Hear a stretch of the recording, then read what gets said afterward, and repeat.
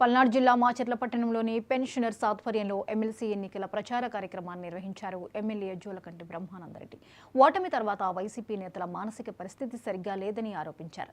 తమ ఉనికిని చాటుకునేందుకు ప్రభుత్వంపై విమర్శలు చేయడం కరెక్ట్ కాదన్నారు.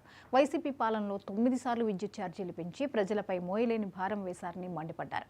వరికెపూడిసెల ప్రాజెక్టు పూర్తి చేస్తామని హామీ ఇచ్చారు. లేకపోతే క్షమాపణలు చెప్పి భవిష్యత్తులో రాజకీయాల గురించి మాట్లాడనని తెలిపారు. తెలుగు మేజర్లు మైనర్లు 5 సంవత్సరాలుగా ఒక కంప చెట్టు తొలగించాల, డబ్బులైతే డ్రా చేశారు. ఒక గేటుకి డబ్బా గ్రీజు పెట్టాల, డబ్బులైతే గాజేశారు.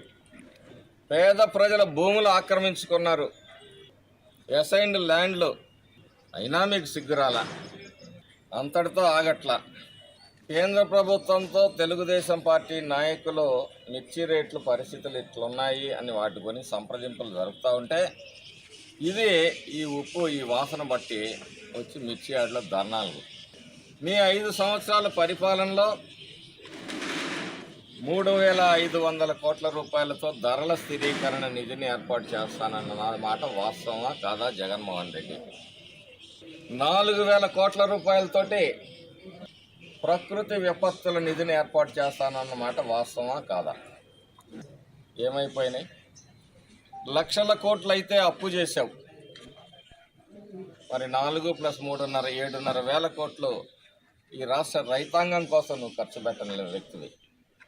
ఇరిగేషన్ ప్రాజెక్టులలో ఎన్ని పూర్తి చేశావు? ఎన్ని ఎకరాలకు నీళ్ళు ఇచ్చావంటే నీ చరిత్రలో 1 ఎకరాకి నీళ్ళు ఇవ్వాల.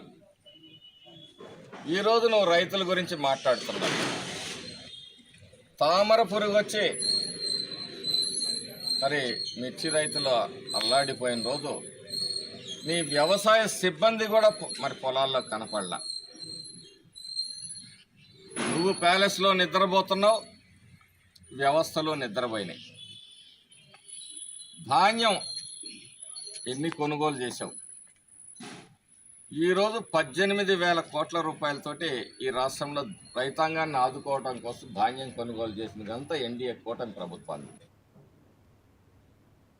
ఎన్టీఆర్ జిల్లా జగ్గైపేట మండలం అన్నవరంలో అక్రమంగా మట్టి తరలిస్తున్నారు. ఓ వీఆర్ఓ కొడుకు దగ్గరుండి మరీ మట్టి